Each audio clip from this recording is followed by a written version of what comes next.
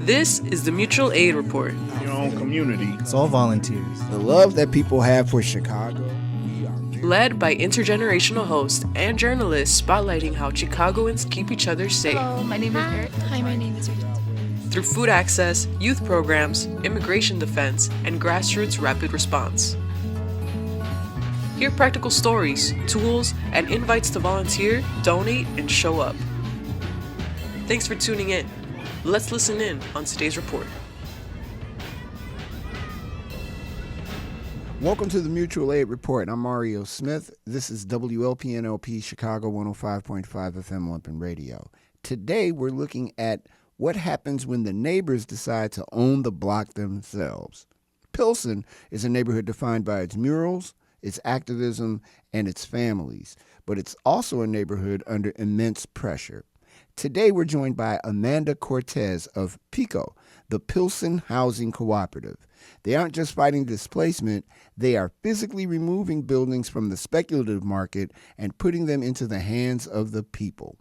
We'll be talking about the missing middle, the power of limited equity, and why the future of Chicago might just be cooperative. Stay with us. This is the Mutual Aid Report. Amanda Cortez, thank you so much for being on the show today. We really appreciate you being here to represent the Pilsen Housing Cooperative. Talk to me a bit about how the cooperative got started. Well, first of all, thank you, Mario, for extending this opportunity to us to talk about the Pilsen Housing Co-op. We like to call ourselves PIHCO for short. So we got started as a group of neighbors, many of whom were artists in the Pilsen neighborhood. We started brainstorming this idea back in 2016 and really kind of kicked off organizing efforts around 2017. And so a lot of us noticed that, well, it was pretty obvious that a lot of people were getting displaced from the neighborhood, both artists and working families. And the majority of the group had deep ties to Pilsen. Many people had lived there, worked there, made their home there for a very long time. And so we were looking for something to do that was action-based, that was kind of building, and that drew upon the sort of community connections that we had.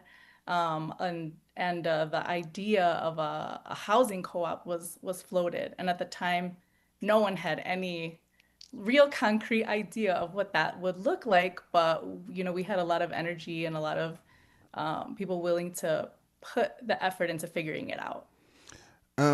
There's a lot of talk at the city and state level about the missing middle housing. And for those who are uninitiated, that's 2 flats and 3 flats. Chicago at one time was full of them, and now seemingly you got to really look hard to find them. Does PIHCO see itself as the blueprint for how Chicago should be funding these smaller resident-owned buildings? I think PIHCO has always seen ourselves as a solution and invited many, many more solutions. I think that value of saying, this is one way and there's room for lots of other ideas because there's not going to be one sort of way of creating affordable housing, of creating neighborhood stability, of contributing to vibrancy that's going to happen. But I do think that for us, the formula that has worked so far is multi-unit buildings and sort of, 6-unit in a 2-flat or a 3-flat building is what has worked for us. That's how we've been able to kind of make the numbers work. And also, I think, get enough people to participate so that the co-op can run. So how does the process work? Is it a phone call to PIHCO and I say, hey, I'm in need of housing and I need a little help making sure that I'm able to, like my rent, or how does that work? Right. So it has kind of it's been a little bit organic. So the very first building, we were on the look for a building. We were talking to our neighbors because we didn't have a building. We didn't have units. So the building came first, and in that case, many of the residents who were tenants were interested in becoming part of the co-op. And so, back then they joined the steering committee. We created the framework for how folks were gonna become members of the housing co-op. Now that we are 5 buildings in, we have a process where we hold workshops. They're informational sessions about what is a cooperative. So it's like the educational component. What is our housing cooperative? What is PIHCO? Who are the kind of folks that we want to bring in to the co-op as members? And then a lot about, housing and how what would it be like to live in a co-op? Folks fill out what we call a housing survey, which is kind of like a little bit of demographic information, what they could possibly afford, what skills they could bring to help run the co-op. And then as we're buying buildings, we have this pool of folks who have been kind of connected with us at the info session, and then have done a housing survey. And then as a new building is purchased by the co-op, we start to fill the units depending on, like 2 by 2. So, we've been really lucky to grow over the last 6 years. Not all co-ops do that. And, that's what we're doing for now, but it may not be what we always do. And then that would be like, is someone moving out of the co-op? Is somebody, moving on to something different? And is a unit opening up? And we haven't experienced that quite yet. So, we're building the plane a little bit as we fly it. Yeah. Take me into what a unit looks like. Well, they're as different as any Pilsen apartment can get. I think if I grew up in the neighborhood going to lots of different people's homes. So if you've been in a big apartment building, I lived in a pretty big apartment building with a coach house. So some of the buildings, haven't really been renovated in many years. And then some of the more recent buildings are completely renovated. We recently bought a building on Racine that had been bought by a developer. He essentially flipped it and then decided, I don't know how many years later, that he wanted to move on and was, selling these buildings. And so that building is a 6-unit building, but it's completely renovated. And so, there's no standard. They're as unique as, every different house in the neighborhood, different bedroom counts. Some, have, one bathroom. The majority of them have one bathroom. I think the thing that does kind of unify us is that we're looking for buildings that have an outdoor space where residents can gather. That's not present in all the buildings, but it's always kind of a goal so that we can have a space where people can kind of meet and hang out and get to know each other and build relationships and build community and strength in the co-op. If you could put a number on, I know that part of what PIHCO has in mind in terms of expansion is you refer to it as a 2026 expansion goal. Was it 35 owners by the end of the year is the plan? So and at this point, we have enough buildings to reach 35 members. So we're selling shares, as the technical term is, in the co-op that correspond with 15 new members and 15 new units it'll be determined whether all of that happens in 2026 or if it goes over into 2027. But we currently have 20 members in 4 buildings. I want to go back to something you said. You mentioned coach houses, and Pilsen, unlike a lot of the communities in Chicago, has a lot of coach houses. And I'm particularly interested in a coach house as we speak. The city's decision very recently to legalize coach houses as of April 1st it would seem to be a big deal citywide. How does that affect PICO and how you move? Um, I think that well, I lived in a coach house myself, and it was a really wonderful experience. It was part of a multi-unit building in the back, and we shared a courtyard. I think that supporting the existing stock of coach houses, not only with, quote unquote legalization, but also with funding to renovate them, I think is something that any homeowner renter and community in general would benefit from. Pico has yet to come across a building that looks good to us, that fits like our model, that has a coach house. But that's not to say that that couldn't happen in the future. And in that case, I think that of course, having a building that is legal, that is not contrary to the city's codes, that we don't have to deal with potential, building violations because it's not, quote unquote legal. And then also the possibility, I don't know if this is in the cards for us, but, maybe other developers of affordable housing or, projects, groups that want to build standalone, multi unit buildings. I think it's just helpful. It's helpful for everybody. Yeah. Pilsen has changed a great deal in a very short period of time. Um, the word gentrification is tossed around like a basketball at a Bulls game very often, but it is what it is. We see it. People in the neighborhood see it and know it when they see it. Um, how does that how does that affect what Pico does? Yeah. So I mean, we're a direct response. We're a direct response to longtime residents being pushed out by changing economic interests in the community. Pilsen has been speculated upon since the 1970s. My dad, was a community organizer back in the late 70s, and he was dealing with, Plan 21, UIC expansion. Mm, I think that it creates a lot of economic and sort of it creates economic and just kind of like a social emotional instability for residents. I mean, I can speak to that, from my personal experience.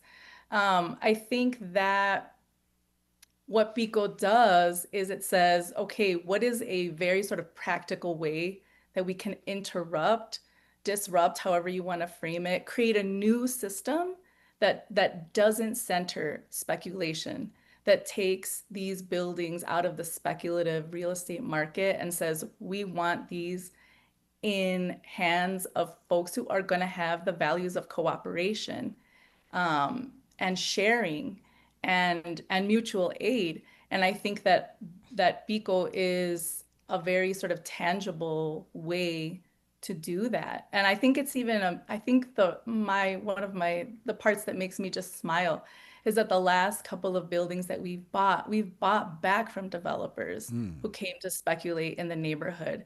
And so they're already renting these units for prices that are unaffordable for working families and most working artists. And we're taking them and then, we're making them affordable. And the affordability is just it's baked into the way that we structure the co-op financially. And then I think, not I think I know that because we're a not-for-profit and we're a co-op, that those benefits they go out into the future. It's not just now. So, people who are buying into the co-op after, let's say, a round of families has decided they want to do something else and go, that affordability, it stays. It doesn't leave. yeah. Um, Unlike a single large development like what Casa Yucatan is doing, um, Pico operates on that scattered site model. How does that strategy serve the goal of anti displacement compared to traditional high density affordable housing? Yeah, I mean, I think that it allows for people to kind of naturally, like it maintains the character of the community that's already there because we're not, so far we haven't built, a very a very large structure that's kind of different. I think what we're doing is we're seeing what resources are available in the community, buildings that have been built that are beautiful buildings that our families have been stewards of for decades. Many who inherited buildings that were falling apart have done their best to kind of keep them together. And so I think we're preserving and conserving building materials that are already here, community character that's already here. And a lot of the times people are moving, they're becoming owners of a place that may have looked like and felt like the building that they rented, the apartment that they rented in for the past 10, 20, 15 years, or maybe even a little bit nicer because it has been given a little bit more care. So I think that is what we're doing. Not to say that, building a really big, new, nice building is out of the question for us. It is something that we are contemplating, and we hope that our sort of vibe and our energy of cooperation and mutual aid is will come through in the design of any new building that we want to build in the future. Without starting trouble, I have to ask. The University of Illinois Chicago and Pilsen have had a very contentious, let's say, relationship for many, many years. And I want to get into that a little bit. I don't mean to stammer. Is the University of Illinois Chicago, are they a help or hindrance in what PICO does? I mean, I think those relationships are complicated, and I think that there are different parts of the university. I think you have leadership that is really has always, looked out for the research one interests of their university and their board of trustees.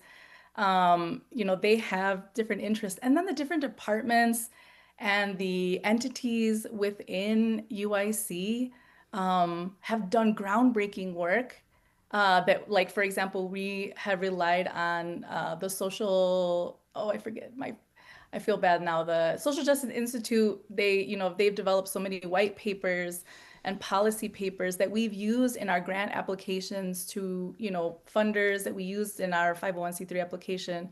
So I think that UIC has been so physically close to Pilsen, has been such a part of Chicago's fabric that it's hard to just say,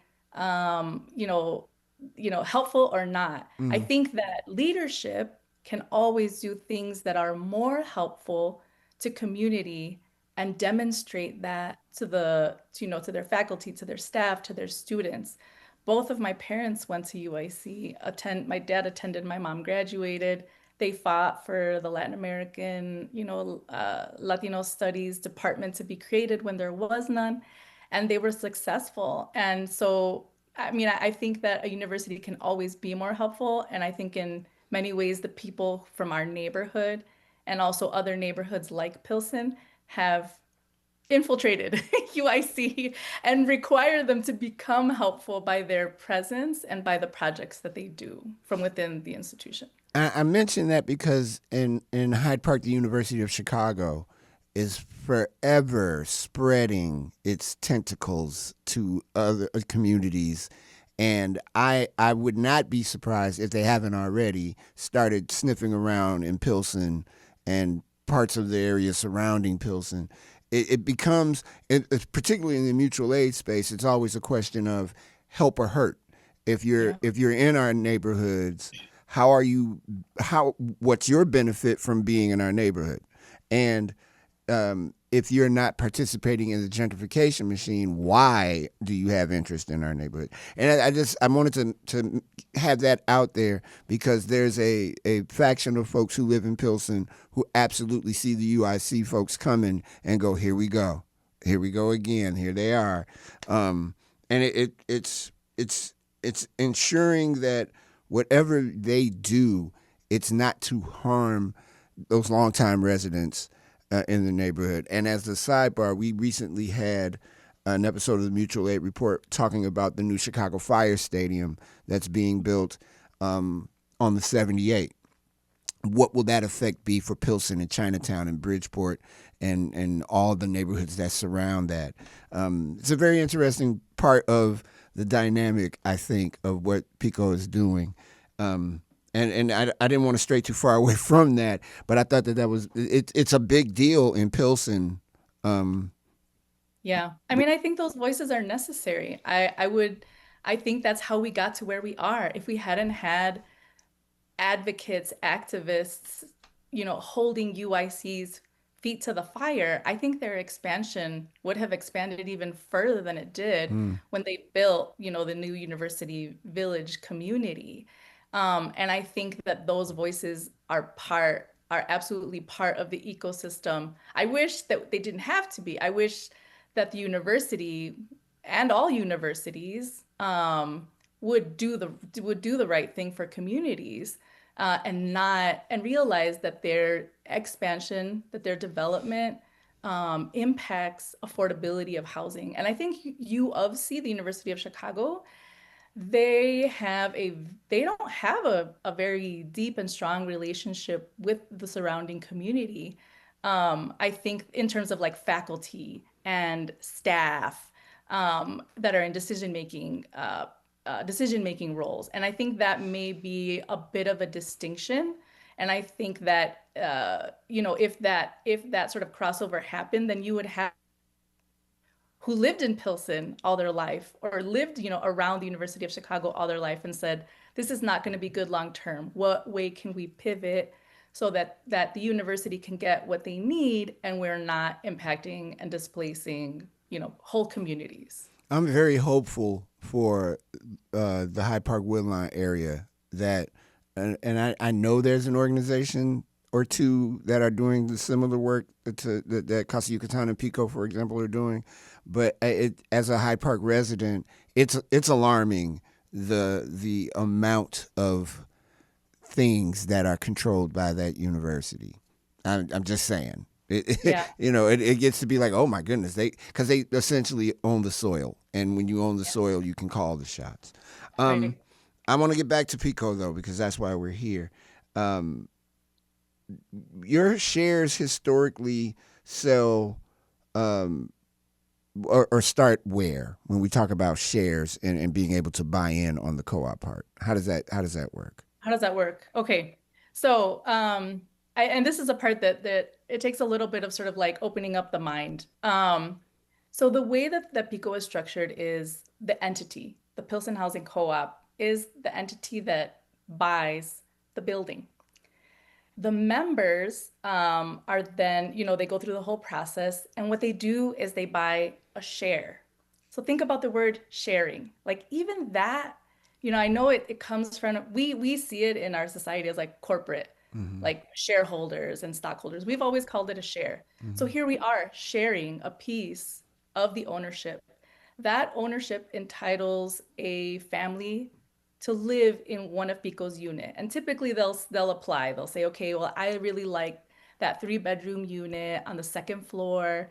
I think it's going to be really great for my kids. Like, it's, up and down and it's in a good spot for us. So, we have to go through this whole sort of like, I almost call it like a cruise director, like who's going to go where. And as we're, filling buildings.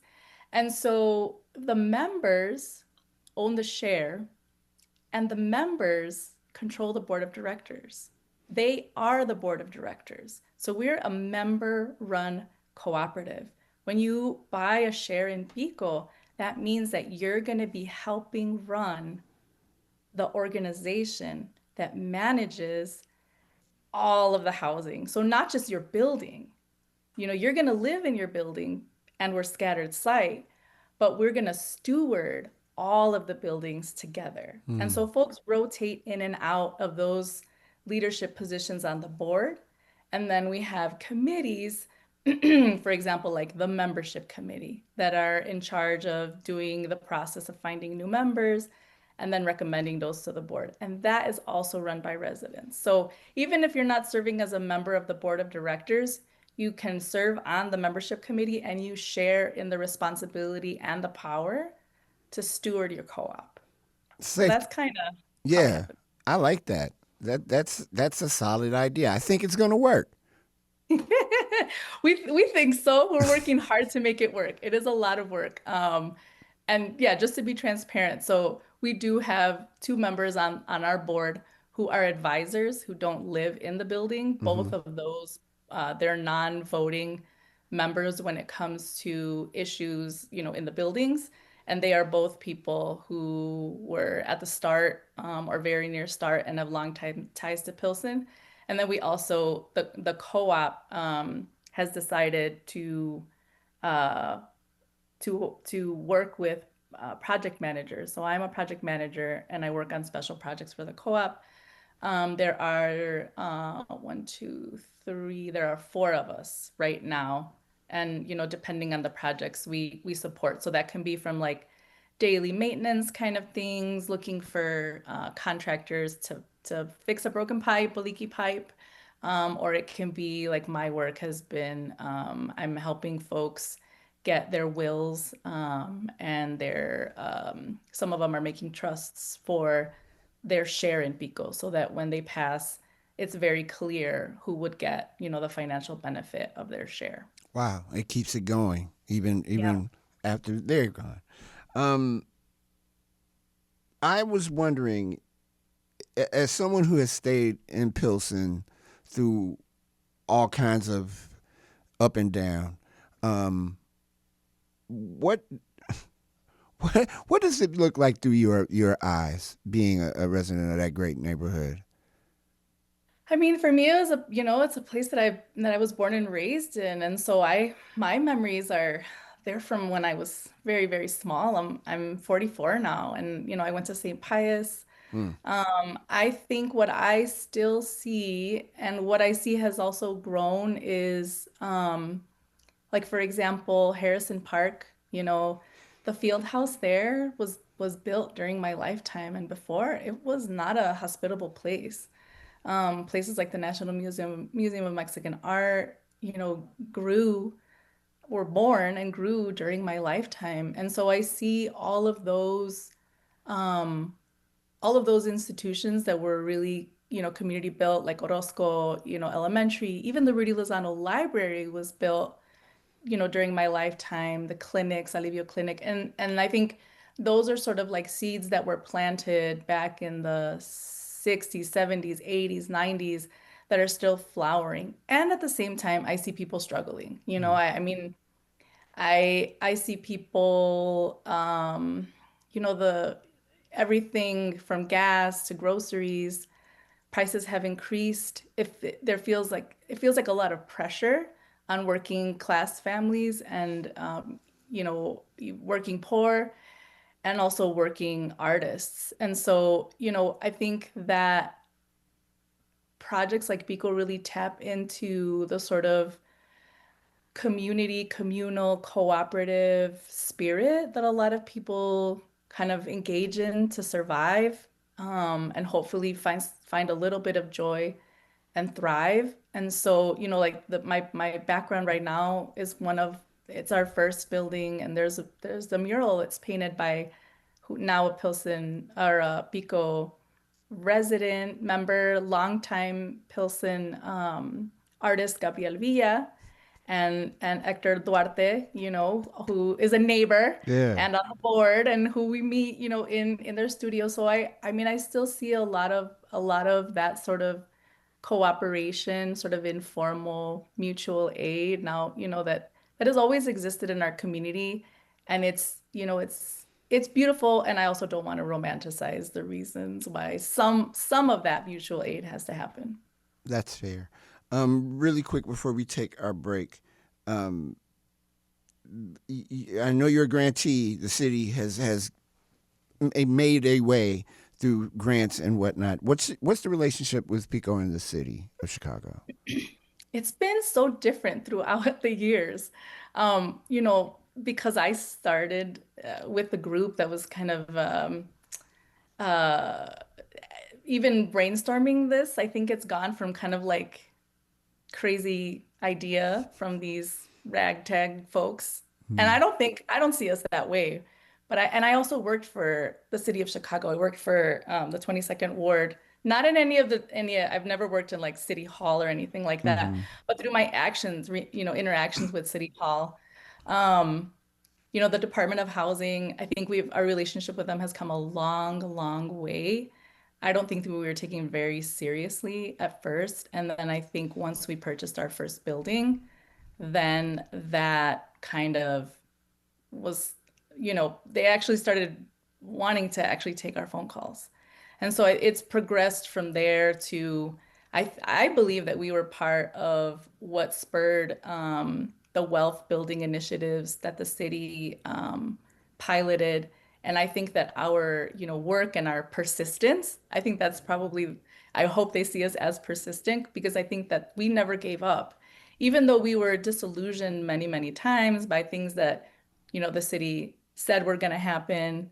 When a big entity like a city tells a bunch of folks who are organizing after work hours in between meetings during work that something's going to happen, I think it really gets folks' hopes up. And I don't, and the city just kind of, it's a machine. It Hmm. just kind of like it hums. And if something doesn't work out, okay, that's fine. We're gonna try it again in the future. But the impact of that not working out at first, I think would kind of felt a little bit crushing. And there were a lot of pep talks that we had and just saying, you know what? They're offering us this thing this time. Let us just put our expectations and our hopes and dreams, right here and say they are important and we've been here before. We've been let down and we're not going to give up. Um, I think now we have a much better relationship with the city. But again, the city is so big. Hmm. And we have a good relationship or a working relationship where we'll get phone calls back from one of the departments in the city and they're, the office down the hall of a different, permits or whatever. We may not have that same kind of relationship. Yeah. So I think we're at least seen and considered quote unquote serious. We're with Amanda Cortez from the Pilsen Housing Cooperative, more commonly known as PICO, and we are going to take a break. When we come back, we will continue our conversation about all things Pilsen and PICO. This is the Mutual Aid Report, and this is WLPNLP Chicago 105.5 FM Lumpen Radio.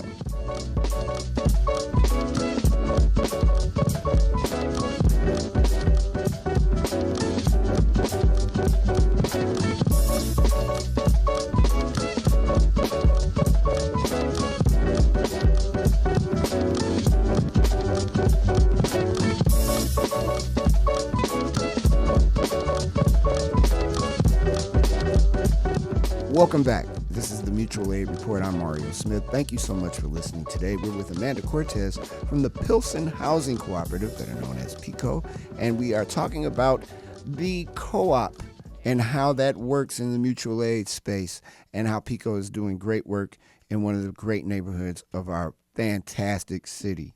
Alderman Byron Cicho Lopez has been a very vocal supporter of what PICO is doing and what Casa Yucatan is doing. And this isn't about a competitive thing.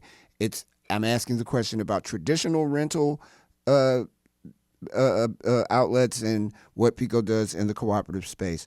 My question, I suppose, is how do they complement each other in the ward? Yeah, I mean, I think the need for affordable housing that is rental is real. It's you know, the way that housing is treated in this country, I think there needs to be a space for all kinds of housing that is affordable. Not everybody is ready to own, either financially or maybe where they are in their lives. I think also the funding mechanisms that we have in this country for building affordable rental housing are very, very, very rich.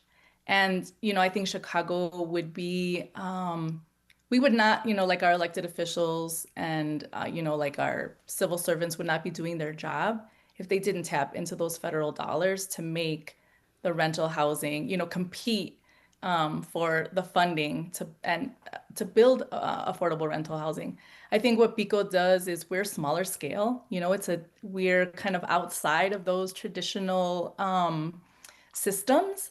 And because of that, I think we can be a little bit more flexible and different and outside of the box with how we sort of work towards, what our project is. I think we're more nimble. I think we're faster because we're small. And I think that because the majority of the people who are living, I mean, our goal is to keep residents from leaving Mm-hmm. and to offer those who have left a way to come back. And so I think that it's more personal. And then it's ownership. And it's a really cool kind of different ownership than owning, your own two flat, and then you're the landlord of your second floor, and all the repairs and all the, rising taxes are on you. Here, I think we're offering folks an opportunity to share in those, those responsibilities and also those rights and the ability to steward a building. And I think that's really cool. I think that's not an opportunity that a lot of people go from, like, oh, I was paying the same in rent and now I can own a share in this co-op. Or maybe I'm paying less in rent at Pico and it's not a rent, it's a monthly payment on my share that entitles me to decision-making power, to serve on the board, to be active in committees and to steward, the ownership of this place. Are there other organizations that are now sprouting that are using the Pico example as part of how they form and how they are able to move in their community? And if you could give me a couple of examples, that would be quite helpful. So, I mean, I think just to start, like, I want to situate Pico in the continuum of like affordable housing or not affordable housing, co-op housing in general in like Chicago and then in the country. We're not like the first. We are totally building on the work that people have done. When Pico was forming, we got a lot of help from a co-op in Logan Square. We've gotten, support and information from co-ops, across the country, or folks who even lived in a co-op for a little while they were growing up have shared their experiences. And so I see us as a continue and, along this continuum. I think in Pilsen, we are something novel that I know of right now. There's not another housing co-op in our neighborhood. There wasn't. Maybe there will be in the future, and I think that's something that we welcome. I don't think we can be the only people doing this work. And I do see that, now there's a concerted organizing effort from the city to kind of work with their contractors to offer support. And we also offer support to other people, just like support was offered to us. So La Villita, Housing Cooperative, they started, not too long after us, and we've been, I think, really great partners in sharing our information with them. They're also like longtime, friends from the neighborhood as well. Hmm. So, it's not like we know each other. One person is actually, like a neighbor, and, have worked with them for a long time. And so, yeah, I mean, we want to be part of a system, like a co-op habitat, not just like, oh, look at us, we did this, we did do a really cool thing, and we definitely want our flowers, and we want to give, recognition to the people who helped us, and also say this is possible in your neighborhood. So things like buying a building, that's not a vacuum, or rather, it doesn't exist in a vacuum. You have to have people who are able to do plumbing and do lighting and electricity and things of that nature. Talk about the key partners that Pico has to help make those things happen. So I think it's wild. I think the biggest sort of obstacle, but in the end, well, first, I think being a community grown effort is absolutely what has given us access to the information about buildings that are going up for sale. Hmm. I think that is something that, because people know who we are, because I think this started as kind of like a community organizing efforts, getting information about, like an old Pilsen landlord wants to sell their building. I live in the unit. I lived in the unit, and the owner's telling me they want to sell because they're, reaching retirement age and they want to leave their kids something. That in information, it's almost like intel. I don't think we would be where we are if we didn't have so many people supporting and looking out for us. Because that's how the first, well, two of our buildings were bought that way. And so we're eternally grateful for the people who tipped us off. And then, we just reached out to the landlord. The other part where people really, I think, are really, really supportive is in working with contractors. So, and like, for example, our accountant, as soon as they find out about what our effort is like, the values, the anti-displacement, the really, really, grounded in community, they offer, I think we really get great pricing, and we get really good quality work as well. And we get a lot of patience because Mm. we're doing things that are unconventional. We need a little bit more time sometimes. We need a little bit more patience because we're also doing things that they're not used to doing because not very many, you know, accountants out there or lawyers out there or plumbers out there are used to co-ops, and we work a little bit differently. So their grace and their collaboration has meant so much to Pico's success. Um, would you say in this time, um, particularly on federal level, that you are not meeting a lot of resistance? Are you getting help on the federal level, considering the administration that we currently have in place, and how it's not funny at all, and I am not Right. laughing, No, but I know. there's this push on at the federal level to streamline procedures for scattered site portfolios like Pico. Are you guys feeling any of that regulatory push or I'm sorry, regulatory relief at all, or are you still hoping and waiting for them to act right? Well, I mean, I think we're all, yeah, I don't want to hope and wait they're going to act right because I don't think they actually are. But because we're not, we have gotten the interaction with the federal government from us has been pretty limited. HUD, it would be the entity that's most sort of accessible. There were many HUD co-ops in the 1970s and 80s that were built. Um, we recently worked with them on a refinance for one of our buildings. And it seemed like, the folks who are in HUD are still doing their job. They're Mm-hmm. doing, what HUD has done for a really long time. Um, the other sort of um, interaction we had was with our 501(c)(3) application, which we submitted and got approved last year. And I think we worked really hard on that application. Our attorneys really did a great job shouting out the Mandel Clinic um, at the University of Chicago. One of the facets of the parts of the university that is helpful. Um, and the students, they really, really did a great job on our application. So the federal government for us, beyond those two sort of touch points, really doesn't kind of come into our hasn't so far come into our orbit. I think it would be great if they did offer, more support for co-ops. I think the way that things work out is the state ends up sort of like translating the federal funding. And so a lot Mm. of it is like, what has the state done? And I think the state has a long way to go. I think the city has done, like of those three entities, the city has done the most.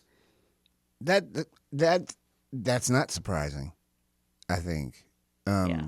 With that in mind, just to go back to the city for a second, do you do you envision more cooperation from the city of Chicago? And are they trying to ask, hey, how are you guys doing this? And how can we do something similar to this? They are. I mean, they are, and I think other like local traditional developers of affordable housing, they are asking us, how are we doing this? And I think they're trying to be as supportive as they can while, the grind, the wheels of change turn very, very slowly. I think so far, all of, the administrations, I, you know, Mayor Johnson's administration has been very helpful. I think that our relationship with the city dates back to 2016, 2017. So we're kind of like not going away. I think that is part of our sort of strategy is like we're just going to keep doing what we're doing, and we're going to show you that we were able to do it Right. and invite you and say, how can you support us today? Like, let's say, we want to buy another building and we are, however many hundreds of thousands of dollars short. We say to the city, okay, here we are again. Do you have any funding that can help and support us? And so I would love for, that relationship to continue to grow, and for all co-ops, I like a co-op in Hyde Park to be able to plug into a fund that the city specifically has for acquisition, for, like property management, for co-ops. That is the hardest part, is getting the capital together to buy the first building for a lender to take you seriously. And I think that's also where the city and the state can do a lot of work. I lived in Minnesota, in Minneapolis for a little while, and their co-op landscape is very, very robust. And not just, it's housing, it's food, it's, cafes are co-ops. And their city and their state participate in making that culture, a culture where co-ops, you know what they are and you know how to fund them. They participate in that, and of course that's due to the work of people. And I think they have models that we could look at to see what would work in Chicago and what would work in Illinois. But the state and the city, like their influence over lenders it's so necessary and critical. Yeah. The I know you guys work with Design Trust Chicago, to reimagine what spaces look like. I think it's at the Morgan residence, the Morgan building. Awesome. What was one of the must-have items that residents demanded? Um, for that specifically, whichever one they designed with, I think, um I don't know like the specifics of that one, but Mm-hmm. I know that when a lot of people move in, the common space is something that is really important. Of course, beyond sort of like the livability, the basics of in your unit, and making sure that the little things in your unit work best. I think the common space is a space where it, you know, it, if the common spaces invite residents to members to gather, that's where relationships are built. And so, Morgan specifically, they have a little, a backyard, a green space. And I think that, any sort of design support on that, contributes to a place where people can gather. Oakley has a little patio as well with green space, Hmm. and they've done gardening. We've had the Christmas, celebration in their yard and in their garage. And on 19th Street, the mural that you're looking at behind me, there was a really big concerted effort over the design of the green space, and that a lot of gatherings happen there. And when we have visitors, that's where we take folks, is those outdoor spaces, and whoever is able to open up their space. So I would say, gathering spaces Yeah. is probably really important. In a world of Slack and other ways that people communicate, one of the ways that I don't know if this is true or not, you can confirm it, that communication happens is the old school bulletin board messaging. How does that work? And it is quite refreshing to hear that that is how people communicate in in the buildings. Talk to me about the bulletin board theory, if you will. Yeah, I mean, I think I have, so Morgan is the place where I see the most sort of like bulletin board activity happening, Yeah. and that is, I think it just helps, folks communicate. Um, Having a real life place to put announcements and communication. We do use, digital platforms. We are not using Slack. I think people might not be very happy to use Slack for their housing co-op. No We one do likes use Slack. yeah, we do use WhatsApp because we need a way to communicate with each other. And so Hmm. each of the buildings has their own channel. And we have an everyone channel. So, opportunities, issues that come up that affect the whole co-op, that's where they get discussed. So yes, the physical bulletin board um is there, and then also the virtual one. So we've talked about a little bit of everything, and covered almost everything regarding Pico and what they do in Pilsen. Um, I do have to ask, what do you see as the future for that great community? Yeah, that's a big one. I mean, I really, really hope and want that owners uh, and renters are supported in ways to be able to stay. I think the biggest sort of current threat I see is property taxes increasing. Mm-hmm. And so I think a message for our elected officials in the state, in the county, and in the city is that the way that taxes are levied, property taxes are levied on um, working class communities across the city is disproportionate, and it needs a major overhaul. Because I think if that is done, it creates a huge affordability piece for people. And then our neighborhood can stabilize. I think culturally, we're doing amazing work despite, I think, maybe having a little bit of less access. Mm-hmm. And I think any like working class community on the, whatever side of the city, we struggle with that, and nonetheless, we have great cultural programming. I think that if the city and the state and the county can get it together and work on some of those, affordability pieces for just general quality of life, I think our general quality of life in the neighborhood would be much better because you've got a lot of people in the neighborhood with heart really, really working on health issues, on education, pieces. And so we're the community's doing the work. I think our elected officials have always needed to try to think outside the box Mm-hmm. a little bit more. I look at what's happening in New York, and it's so inspiring. It's very interesting what Mayor Mamdani has done in Yeah, a very short period of time, and I yes, wonder if that will be the ripple that maybe Mayor Johnson was hoping would happen with the progressive platform, because yeah, their budget is zero now. I mean, right. I know.